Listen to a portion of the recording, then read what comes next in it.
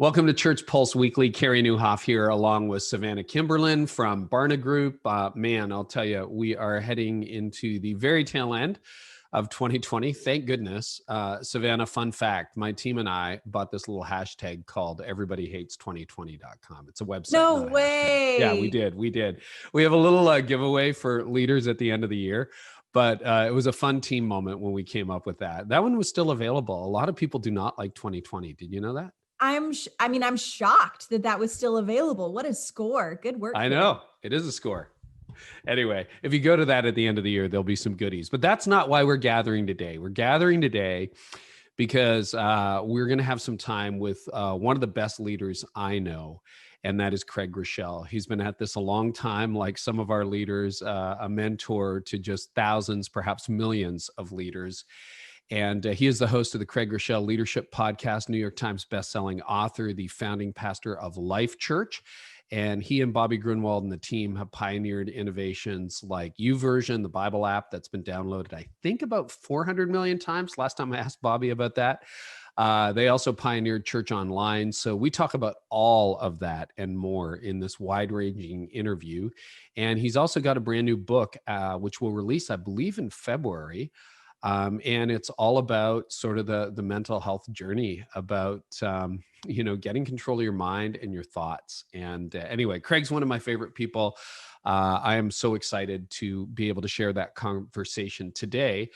And Savannah, you continue to track the data. So would you bring us up to date on a few things Craig and I are going to talk about and just tell us where things are right now?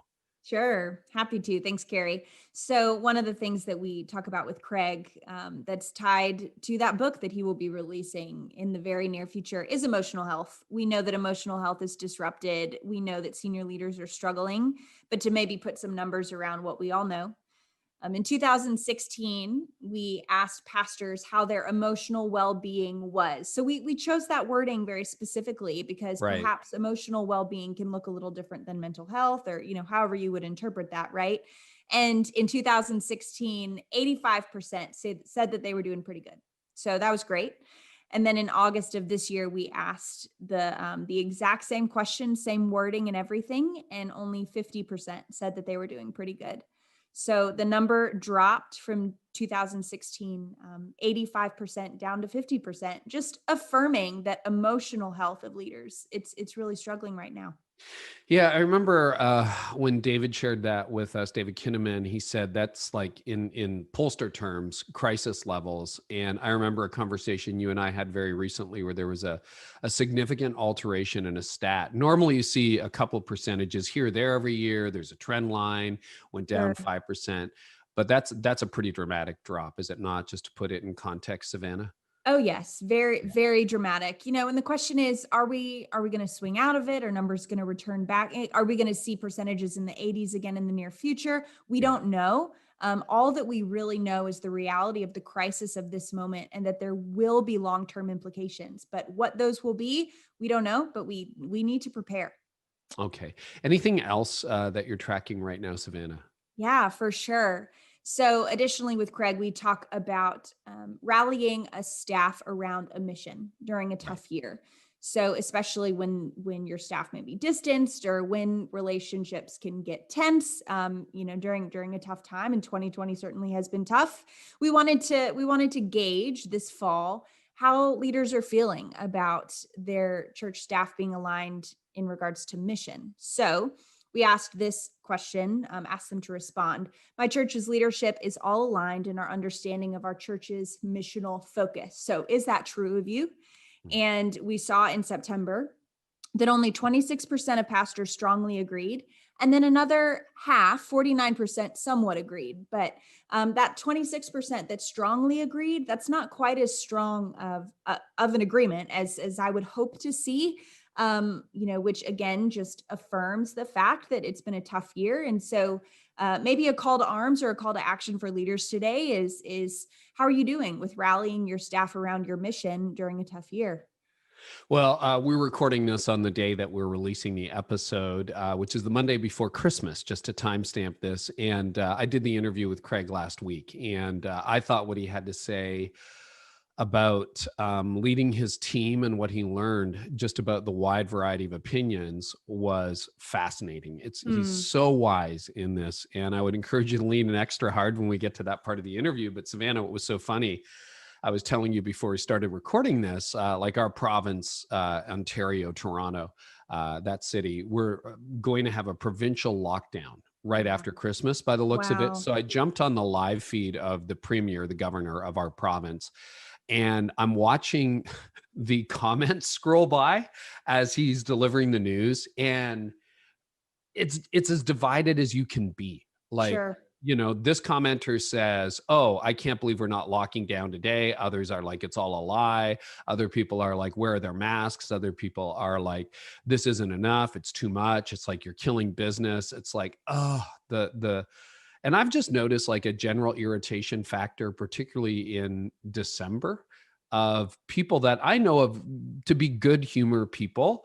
And the Right. irritation factor seems to be through the roof. So yeah. And again, 2021, I'm not sure all of those dynamics are going to instantly resolve with a flip of a calendar. So something we're leading into. Okay. Anything else? We want to get to the interview, but anything else before we dive in with Craig? Yeah, sure. In closing, my favorite part of the interview with Craig was when he addressed the limitations of digital church. What are the pros? What are the cons? We just need to be realistic about the limitations, right? He has so much to share on that as one of the leaders who really spearheaded digital church, even to begin with.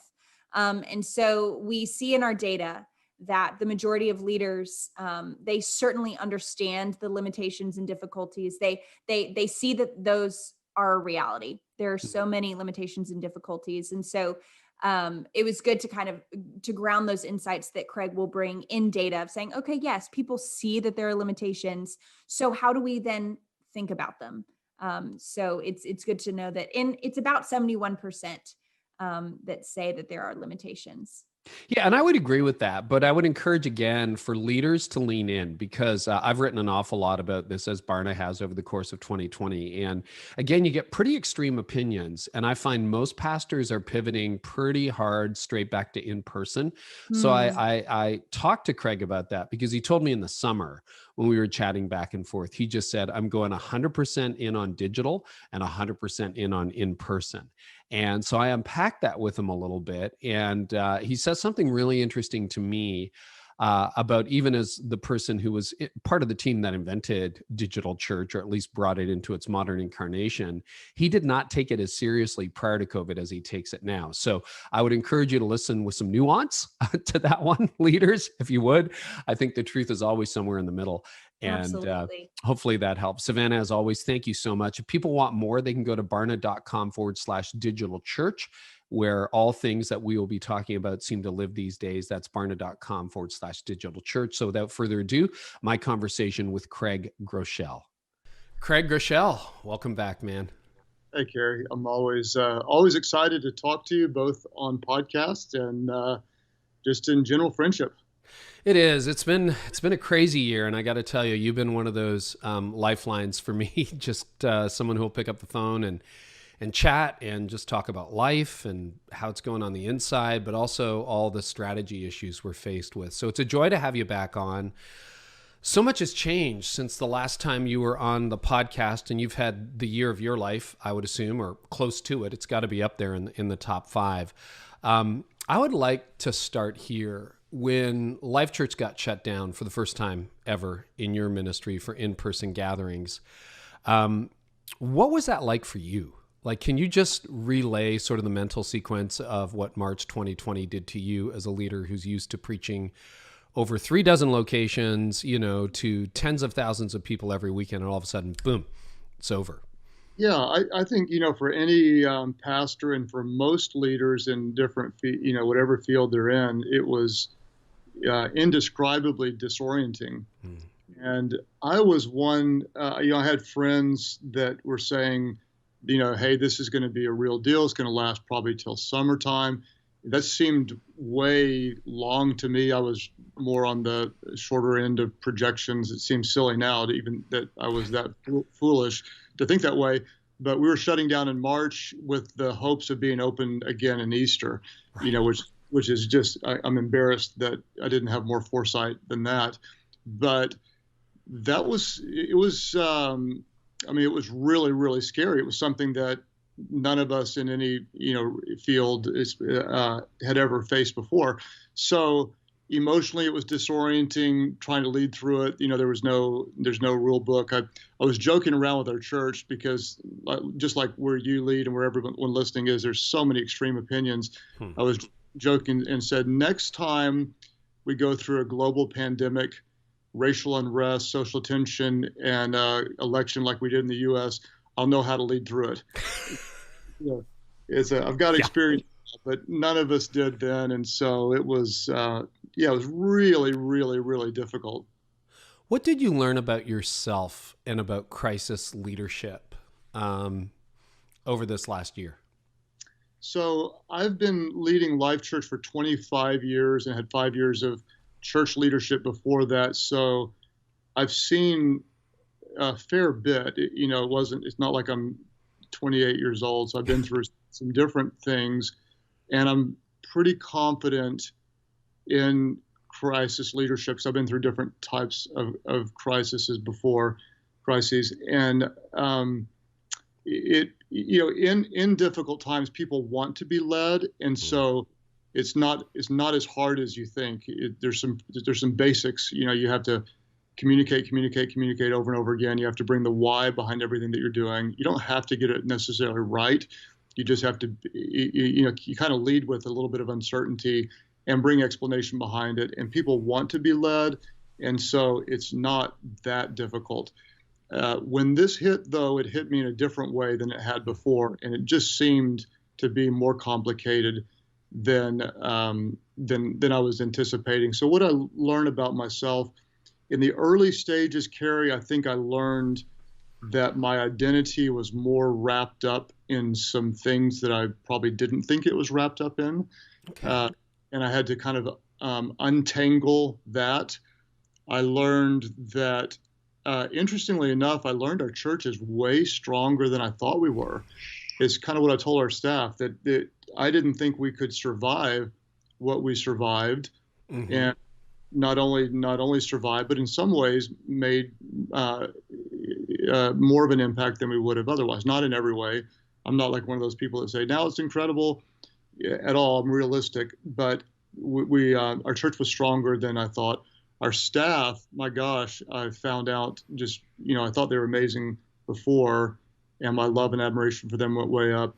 And, I guess kind of what was in me, there was a little more in some places than I realized I had in me. And there were other places I thought I was stronger, and I wasn't quite as strong in some of those places. So it brought some reality to who I am as a leader, what I value. I think that I'm wandering around. I think the biggest answer I have is it revealed values. Oh, wow. It really revealed values. And I think that's true as kind of we look around what is important. And even not, we could disagree politically or, but we could agree on values. And so it was it was the greatest, it was the biggest season of revealing values in my life and leadership, I'd say. What did you learn about your values? Oddly enough, I know I'm really biased toward the church anyway, because that's what we do. Yeah. But just realized that I don't just love the church. I need the church. I crave the church. And by that, I mean the people, the gathering, the presence of God with people. And I love it. So I have to be careful not to be one of those that says, let's open up the doors at any cost, because my bias is to gather. And so I had to really take a step back and look at this holistically and say, what is, and it's really complicated, Carey, because, in rough times in the past, a lot of times the church runs in and puts themselves at risk in order to reach people. Mm-hmm. And so when we close the doors to the church, we're protecting people's physical health in a pandemic, but we're raising the risk in some cases for mental health issues or spiritual health issues by not being able to address them in some of the same ways. So there's a give and take to all of it. None of it's clean to me. And I get frustrated with the leaders that say, it's really clean. Like you should be open no matter what. You should be closed no matter what. Like, grow a brain and look at it from a little bigger perspective. It's just not that cut and dry. There's a lot of nuances to it. And if you can't see those nuances, then I don't know how you can lead well. What you said, you found yourself strong. I think this is probably a human nature statement. I think a lot of us were surprised, but you said you were stronger in some areas. You had more in the tank than you thought. And then you found yourself maybe not as strong as you would want to be in certain areas. Can you share to the extent that you're comfortable, like where you surprised yourself with your resilience and then where you're like, ooh, that's a vulnerability I didn't notice? Yeah. So I know you've got a broad audience and not everybody would be necessarily Christians, but for me, it was kind of crazy. I was leading through the most complicated season of my leadership and didn't feel like I could hear from God. Oh, wow. And that didn't rattle me. I didn't like it. I couldn't explain it. I had to lead by what I'd kind of consider instinct and gut and intuition and experience. And I just didn't feel like I was hearing the voice of God for months. Like in the sense of open, close, do this, do that, or more like there was just a barrier there? Yes, and anything, just like, give me something, give me a word, give me direction, give me a sign. And the odd thing is that it didn't rattle my faith, it strengthened it, because I wanted a word, a direction, confirmation, and when I didn't get it, I realized that I had enough of God's direction and goodness and conviction and correction in the past that I didn't doubt that he was with me. Wow. And I'm not one of the leaders that say, I don't have to go up to the mountaintop to hear from God to make a decision. Sometimes you just make a decision. Yeah. And I don't, that's unspiritual. Some people would. I think that's just the way life is. And that sometimes you just have to make a decision. And so I was just making decisions based on instinct, intuition, experience. And I didn't like it, but I realized that my faith was strong enough to continue, even though I wasn't feeling something in the middle of it all. And that was reassuring to me. And then I can't remember when it was, but I really, really, really felt like I heard from God in a way that was significant. And then at that point, the emotions, I'm not a real emotional leader. My emotions, I couldn't contain them. I couldn't contain them. Wow. It was like you think your kid is missing and your kid comes home. It was that emotional to me. There it is. There's the word from God. And so that was, it was really in the middle of it. It was not something I'd ever want to redo, but looking back, I like the result of what it did in me. Anything that surprised you from this was more draining than I thought, or I thought I would have this and it really kind of, sucker punched me? Yeah. I would say several things.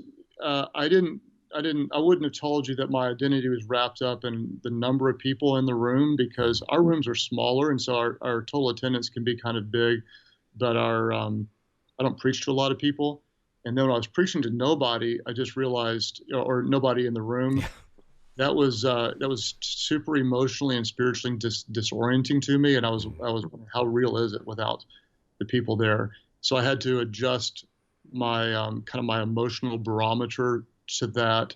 That was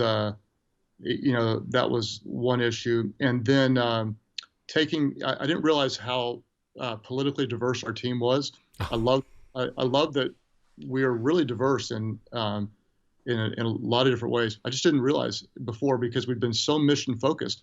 And then when some of the more complicated issues emerged, I realized we're a really diverse team. And so how do we embrace that diversity, celebrate it, and yet stay mission focused when a lot of people want to go be more divisive in their actions? That took a toll, on me emotionally. But on the other side, I'm real thankful where we are. Yeah, I'm really glad you raised that, Craig, and I'd love to know how did you navigate that? because I think almost every leader realized, oh, not everybody thinks like me. And, we're not a political organization, but all of a sudden I've got this division on the board, or this variety of opinion on the board, or the executive team, or the staff, or in the congregation. What were some things that guided you through that? Well, I never thought everybody thinks just like me, but I did think that I didn't realize that we had some, what I consider like really polarizing views on the team, where there are some extremes that they're incredibly frustrating to me, because I would say I'd call it extremes without empathy.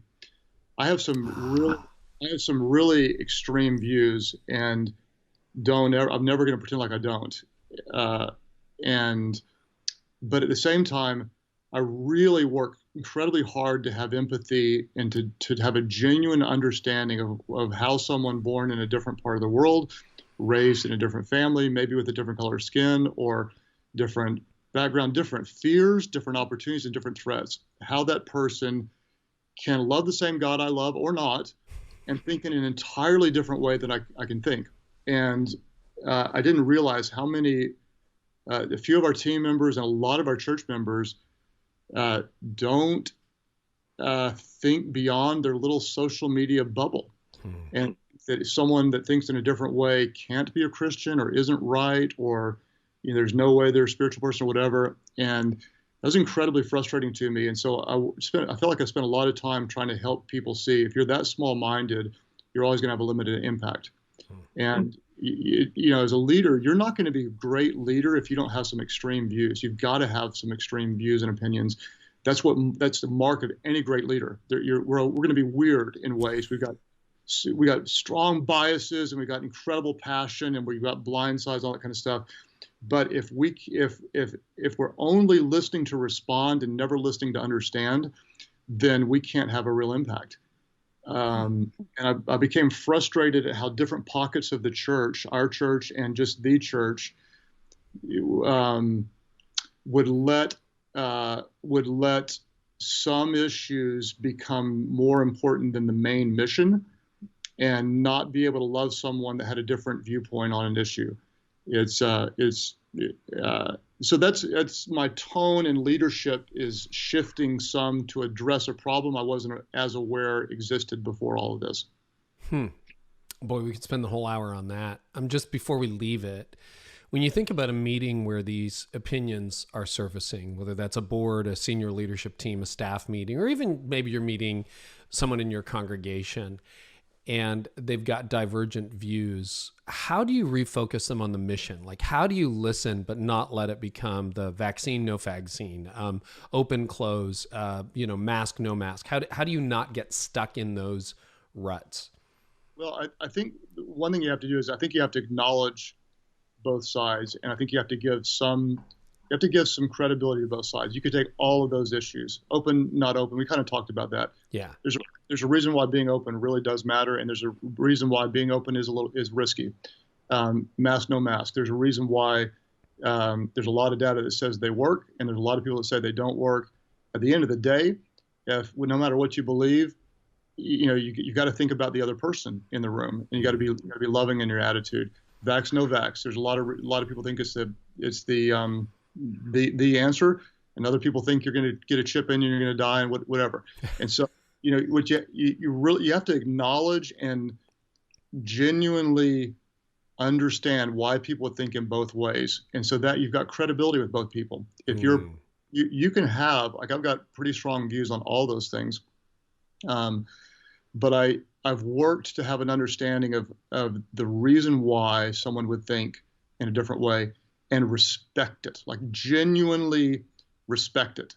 And if I can do that, then I can lead both groups of people. If I don't respect and can explain and understand how they can think in a different way, then I really don't have credibility with them. Doesn't mean I have to agree at all, but I have to understand it. And so I think you have to build a premise that you do understand, and then you focus. We're going to be above that. That's not going to be our driving force. We're going to treat people lovingly, and then just point everything back to the mission. But I don't think you can go straight to the mission without without diving in a little bit to the issues, and showing empathy, showing understanding. And then when you do something, let's say you do open the doors, or you don't, or you ask people to wear a mask, or you don't enforce it, whatever it is, you have to be really, really clear on the why. Here's the why we're doing this. And even if someone disagrees with your why, if you give them a why, at least you're giving them something. And I think it's and acknowledging that here's some people would disagree, and we respect that, but here's why we're doing it. So you just have to genuinely care about someone with a different viewpoint, and not write them off from it. The bottom line is, I've been wrong on some things. I was wrong on how long it would last. I was wrong on, did I think it was more serious, less serious than I thought? We're not all right. And so you have to lead with grace, understanding, and explanation. I'm so glad you shared that, Craig, because you're not going to find that on your social media feed. You see people dismissing each other, arguing with each other, and I think you've gotten very quickly to the essence of what real leadership is in the midst of a crisis. And I think that, what do you call it? Empathy. There was, you said something. It was like, extreme views with empathy or something like that. I don't know. It's better. We'll go back to the show notes and have a look at it. But I want to frame that one. You did mention, and that kind of surprised me. I've been listening to you communicate for 2 decades. I think you're a masterful communicator. You do a great job. And, on your own leadership podcast, you've talked into a camera with no crowd now for years, right? Like you've done that. You launched your leadership podcast with that, but all of a sudden you find yourself in an empty room outside of the production crew. And you said that was jarring and really made you realize, wow, I love speaking to crowds. What was so different about that? What did you learn about speaking to an empty room? So to really be clear on how it hit me, because I think it hit everybody differently. It wasn't just, I can speak to an empty room. I've done that for a long time. Yeah. But it kind of it forced me to redefine what is success. Is it a crowd in the room? Is it the feedback that you get? Is it the numbers that you can see that come in and say, here's how many people we had? And if the numbers shift to a different category, do they count in the same way? We could talk digital numbers for a long time if you wanted. We have. I debate. I have, again, extreme views of what success is online versus what it's not. And my view is different than the norm, I think. But I had to recenter on that. As far as the preaching to the empty room, I was always aware that there was a significant audience digitally because we've been doing that for a long time. But when it was the only one, it does change the way you think. And so a little bit what we were doing is trying to help other churches. We had tens of thousands of churches start using our free online platform. And then they had never done it before. So we spent, honestly, a lot of time working with, doing videos for pastors, teaching them just how do you look at a camera? You do it well, but if the little light comes on when you're looking at it, that helps. Where do you position the camera in the room? If it's way across the back, it's harder than if you put it on the third row. How do you visualize someone on the other side? All those kind of things. And so, it was just working through those both in the identity with us. How does this impact, what is success? What is God honoring? And then helping other churches do it. It was a learning thing for a lot of pastors, I think. You and I don't want to tell tales out of school, but I think, when you and I've had conversations about numbers before, whether those are podcast numbers, online numbers, is it fair to say you're not a multiplier guy? You tend to be a discounter. When people bring you numbers, you'll take the most conservative viewpoint on those numbers, or what is your approach to counting online? I am. I don't care what somebody else reports and says, but they're the moment. It's funny because a lot of pastors discovered online for the first time. Yeah. It's funny how their theology changed. There were a lot of all of a sudden it's like, whoa, that's not real church. And then a lot of pastors don't know. So they got some team member that tells them how many Facebook views they had. And suddenly, they may have had 300 people at their church on Sunday. And now they've got 1,200 clicks somewhere digitally. And they think, wow, we've exploded. We're reaching so many more people. And I don't want to burst their bubble or whatever, but you need to do your homework. that, and then they say, and there's 2.5 people or 3.4 people watching for every view. And I'm going, you know what? A lot of those, they were on there for 3 seconds and they were done. Or we went to church online with my family back in March, April, when we could, and I'd have all my kids and grandkids there, and I was like going, hey, nobody watching this right now. They're all in the room. It's on, but nobody's paying attention. So the quality of engagement is in question. The number of people, how long they're on is in question. Where they're coming from, all that kind of stuff. What they actually do with it, can they process it? Can they pay attention? So I didn't celebrate now we're impacting 3 times, 4 times as many people. I'm incredibly concerned that we have to work way, way, way, way harder to retain them, to connect them relationally, to give them an experience that engages them with other people. I believe, Carey, that church is not just absorbing content. That's TV ministry, that's podcast, that's YouTube, and those are all really important. And I hope that everybody does whichever one of those fits their gifts and experiences and passions. But watching an Andy Stanley sermon or a Chris Hodges sermon or a Mike Todd sermon or whatever while I'm on the treadmill, I really believe God intends more for us in His church. That it's a gathering and it's a serving, it's a sending, it's a corporate expression, which I do believe wholeheartedly can happen online, just in the same way we're having a form of community right now. But it's we have to remember what church is and what enjoying content is. Those are 2 different things. There's some overlap, but they are different, and we have to be really, really clear on what the goal is. You could just preach from a room and do nothing but YouTube right now. That could be a really, really effective ministry. There's some churches that maybe they should just do that, and that'd be a win for them. I'm not going to discount that at all. It's a great thing. We should celebrate it, applaud it, and a lot of people should do it. But if we're pastors and if we value the church gathering, then we may still stream our content, but our strategy of how we engage people needs to be different, needs to be intentional. We just need to be clear about it.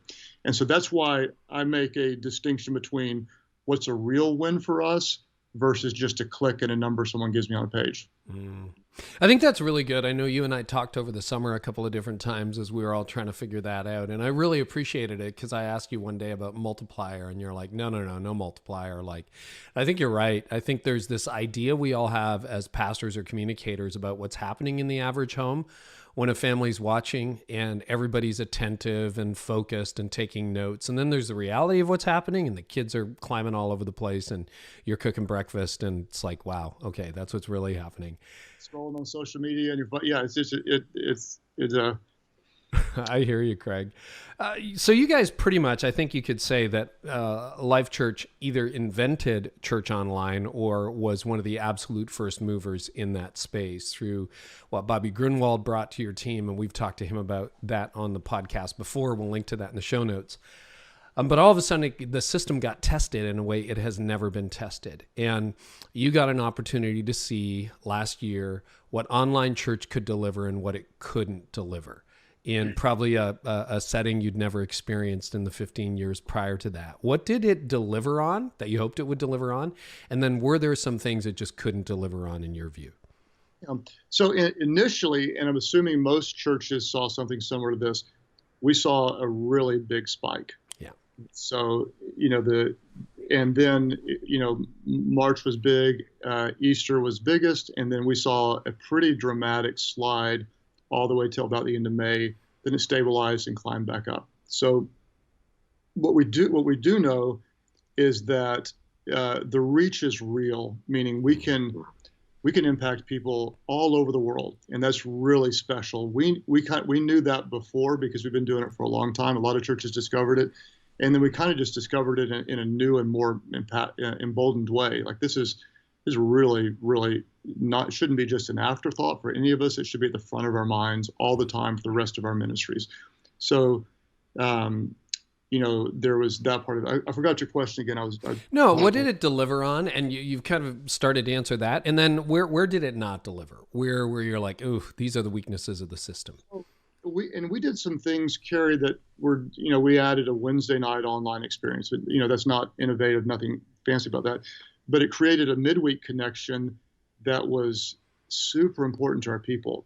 So we started asking not just how do we connect them for a few hours here and there, but how do we communicate with them daily? How do we help them have connection with God and then connection with each other daily? So I went from thinking kind of what I'd call Sunday to Sunday to daily. That was different, and so it delivered that. I think over time, what happened in the early days, there was a little bit of intrigue and mystique with it, and people were like, wow, this is really cool. We can go to church this way. And then people I think some people said, we'll do this forever. This is amazing. Then I think you might call it Zoom fatigue, that people meetings on nonstop, and it was kind of my fear. I think they just got tired of screens in some ways, and so suddenly you realize there are limitations. You can't hug online, you can't lay hands online, you can't go and deliver food online, you can't baptize online, and so you can run through the list, and every benefit is a real one and should be celebrated, and every limitation is a real one and should be acknowledged. We have to acknowledge what's there, call it what it is, not pretend like one form of church is better than the other. They're just different. If we gather, it's a little different. If we gather digitally, it's a little bit different. And just tell the truth is the bottom line. Is we have to really be honest about what works, where it works, why it doesn't work. If it's not working, what do we need to do? Supplement it? Can we supplement it? Do we have any other options?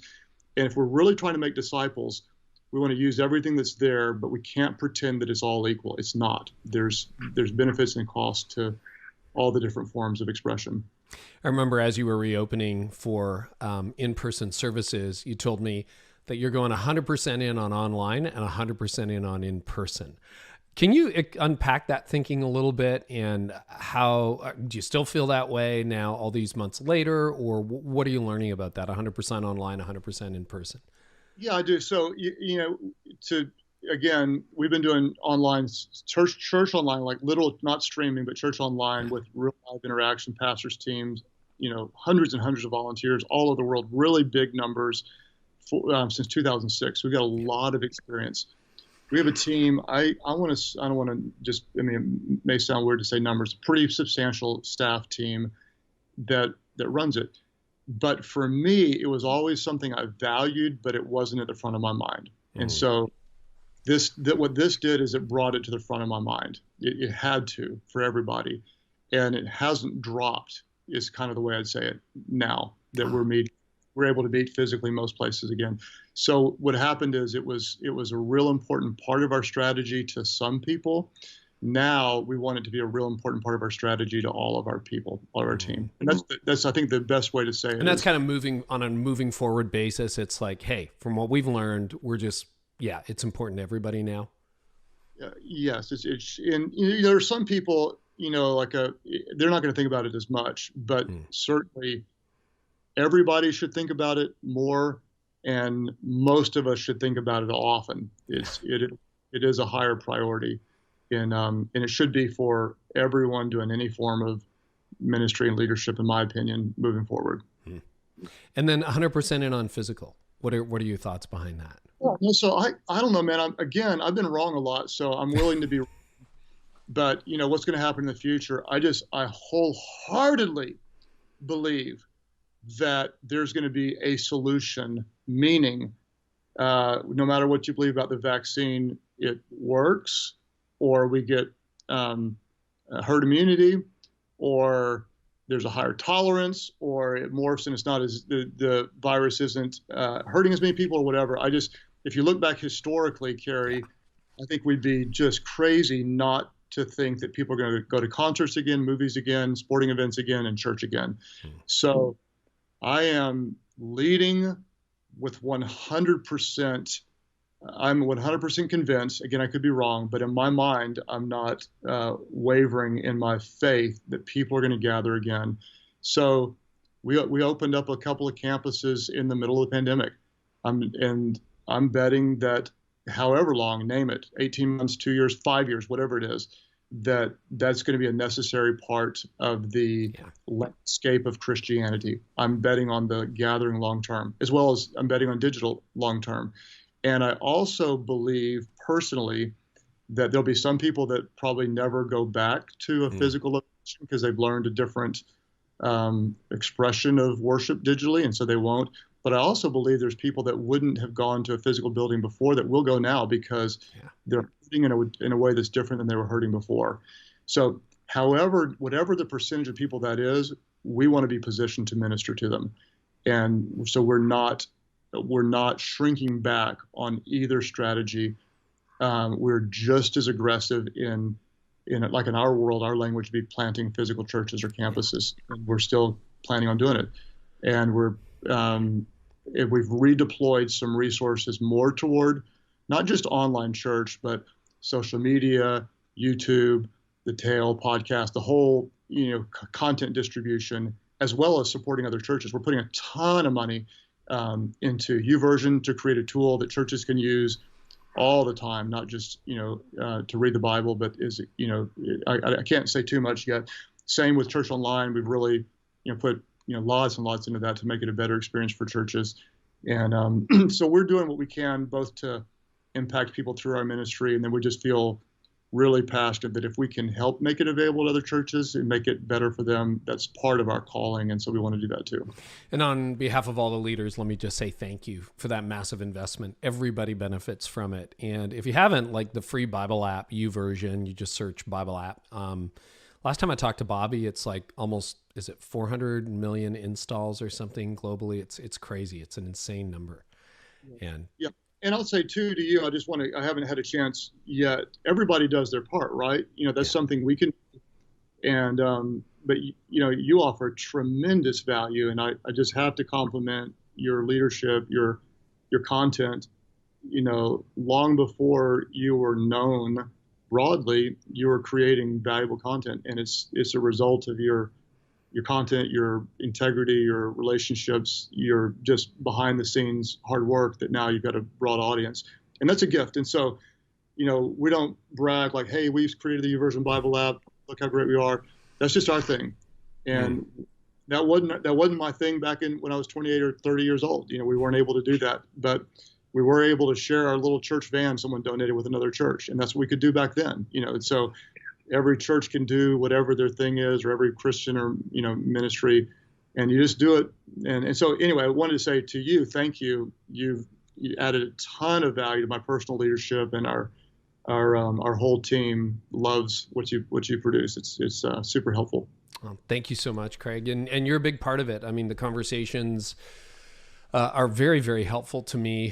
One of the things that interests me is you're a habit guy. And I remember you said to me in the middle of the pandemic, as churches were reopening, you said, hey, habits are being formed right now. Like people who've been away, it was a matter of weeks or months at the time, but you're like, they're getting into a habit. I would love for you to pick this up. So this airs in February of 2021. Just on whether you think there have been any new habits that have been formed for people, for good or bad, no editorial comment, but church attendance will be more frequent, less frequent. Digital be a bigger part of people's lives. Or what are some of the habits that you think could have been formed over the last 12 months that may be a bit permanent? Super, super big question. I don't even know where to start. Yeah. So let me try to think where I want to start. If people had good disciplines, healthy habits going into the pandemic, most of them fared better than those who didn't. So if you were regularly exercised and the gym closed, you were doing push-ups on your floor, or sit-ups because that was a part of your life. And those people fared better. If you had good eating habits, chances are your odds of continuing to eat good were really good. If you had marginal ones, or say not just physical but mental, emotional, spiritual, prayer, discipline, all those, any kind of habits, if they were strong and structured, you'd probably fare a lot better. If they were weak or vulnerable in any way, the odds of you spinning out really are high. Wow. And so we saw people that had been sober for 8 years go back into using hardcore drugs. if they weren't solid and stable, in relationships, struggling. So to answer your question, Carey, I'd say the responses vary wildly. There are some people who'd say this has been the best thing that ever happened to my marriage, and other people said I lost my marriage because of it. So it's so circumstantial. If you're targeting it toward church, what I would say is this: oh my gosh, all my pastor friends, like when we open the door, they're all coming back. Like, pull your head out. They're not coming back. They are not all of them, because we have trained them. I'll give you an idea. I worked out for 28 years with my buddy named John. Yeah. 28 years we worked out. During the pandemic, we couldn't work out. We've only worked out once since, only one time. Why? Because I work out at my home gym now. That's what I do. Wow. Because I formed a new habit, 28-year habit, and we've only worked out one time because our rhythms have changed. And so now people, when it comes to church, if they were a Sunday morning person, is now they do what? They sleep in, or now they go work in their yard, or now they stream a podcast and do whatever. So their habits are different. And we just have to acknowledge that. The key is, as leaders, we don't get mad about it. We don't get resentful. We just have to tell the truth about it. And my fear is that a lot of my peers just aren't telling the truth. We're living in this optimistic bubble about, one of both sides. Either they're all going to come back, it's going to be great, or nobody's coming back and we're going to be dead. The truth is in between. And no matter what we have to lead, period. We have to lead. And we've all lost something. So if you talk physical attendance right now, ours is about 50% where it was the previous year. And so it's really easy to say we've lost significant impact. And there's a part of me that drifts toward that. But what I've done is I've trained my mind to say, no, look what we have. We still have this group of people that's really passionate about being gathered together. We can do something with them. We still have a group online that's gathering every week, and we've got the ability to evangelize online like never before. So we have that. And so we have to fight as leaders not to be overly optimistic or overly discouraged, but just tell the truth. And we can't mourn about what we've lost, but rejoice in what we do have and be grateful for what we do have, because if you still got your health, that's a lot. If you still have your faith, that's a lot. If you still have a good relationship with your kids, that's a lot. If you used to have 400 people at your church, now you got 200 people, you can do something with 200 people. If you built it once, you can build it again. And you have to fight for that mindset, or you just can't lead.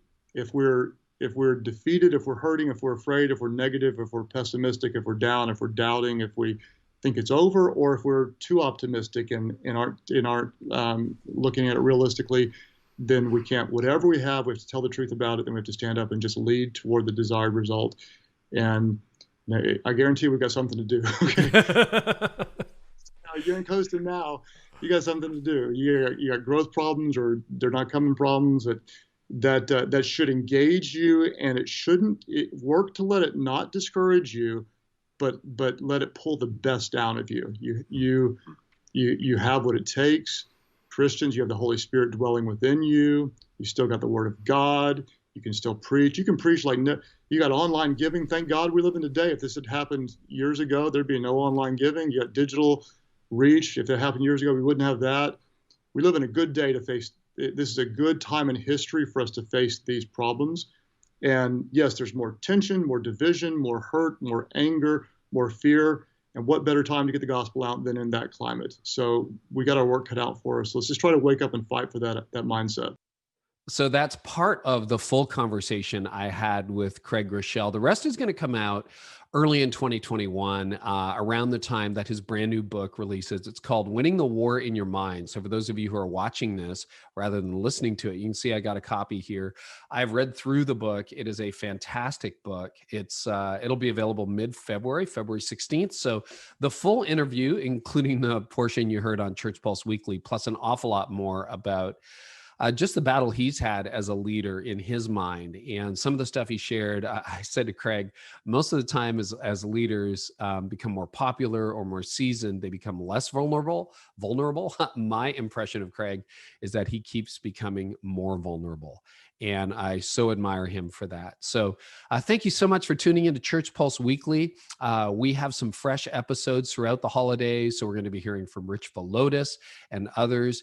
You can learn more by going to barna.com/digital church. You'll see all kinds of data there.